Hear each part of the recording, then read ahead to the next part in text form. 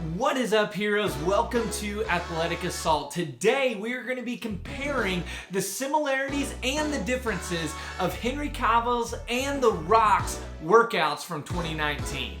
This is based off of their workouts from 2019 where The Rock was training for Jumanji and Hobbs and Shaw.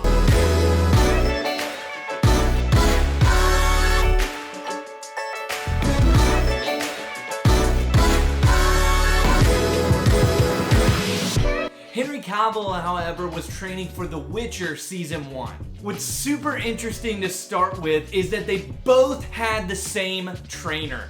Dave Renzi was, and I don't know if that's how you actually pronounce his name, but he was both of their trainers for Jumanji and The Witcher Season 1. He's been training The Rock for a long time, and he's worked with Henry on a few projects before this.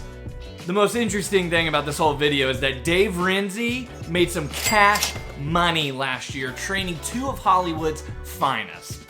Because they had the same trainer, they're gonna have a lot of similarities in their workouts. So let's start there. But before we do, I need to preface this whole video with this.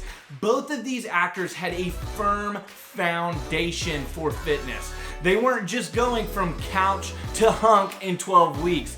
They have been lifting for a lot of years, especially in the film industry, this heavy lifting, building muscle. They are heavily advanced lifters. So there's a lot of things that me and you can learn from this, but we are not as advanced as they are. So some things we're gonna have to take with a grain of salt.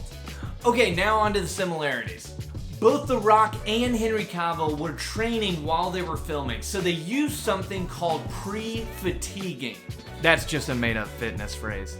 Just kidding. Typically, when you're designing a workout plan, you want to put your compound lifts at the front of your workout, like your squats, your deadlifts, your bench press, anything that's using multiple muscle groups or multiple joints. So in a squat, you're using your knees and your hips to do that movement, and you're recruiting a lot of different muscles. You want to put those at the front of your workout typically because you want to come into those lifts fresh. Pre-fatiguing, however, is something that advanced lifters do to pre-exhaust a specific muscle by using unilateral movements before they do those compound lifts. That just sounds fake, so let me just break it down a little more simply for you. Pre-exhausting your muscles means that you do a lift before you do your heavy compound lift. So for The Rock, he used a unilateral leg press where he did one leg at a time lifting on a leg press before he did safety bar squats. The unilateral leg press is so unique because it allows you to isolate each leg individually while doing both legs at the same time. The tricky thing about this exercise is that it really shows you the disparity in leg strength. So this is something that we can take with a little grain of salt because me and you probably aren't going in and throwing around 400 to 600 pounds on squats or deadlifts or bench press or anything like that. And so we can take this with a little grain of salt, but put it in your back pocket because as you advance through lifting, you might want to add in some pre-fatiguing so that you can keep that intensity level up. This was also lighter on their central nervous system, which allowed them to work out while they were filming. Remember what I said earlier that both of them were lifting while they were filming. So they would have to lift either before the shoot or after the shoot. So they would either come in from a 12-hour day or something like that and they would have to go hit the gym, or they would hit the gym before a 12-hour day. And so they needed it to be light on their central nervous system so that they could get their filming done. As for differences, there are just a few. The Rock has been using a bodybuilding style of lifting for a number of years, which means basically you take an individual muscle like the chest and you work that muscle one day a week. So you would do chest day, leg day, back day, arms, shoulders, different things like that once a week. You would break it down by muscle group.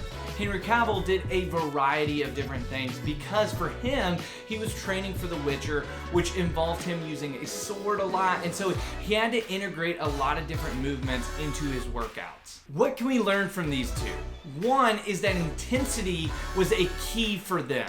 And intensity should be a key for us. That's why they use the pre-fatigue training, because that allowed them to keep their intensity up. If you are not having intensity in your workout, you're missing out on your full potential in the gym.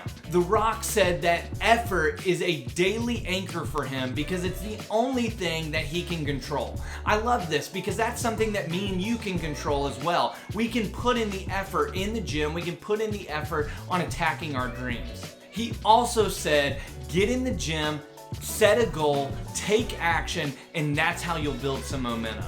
What is your biggest takeaway from analyzing The Rock and Henry Cavill's workout plans? Let me know down in the comments. My biggest takeaway is what The Rock said at the end. Simplify your workouts, consistently show up, and put in the work.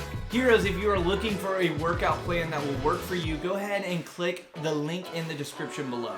That is it for this video, heroes. Go ahead and click here if you want to watch more videos, and go ahead and click here if you would like to subscribe to Athletic Assault. Anyways, heroes, I'll catch you in the next one. Later, heroes.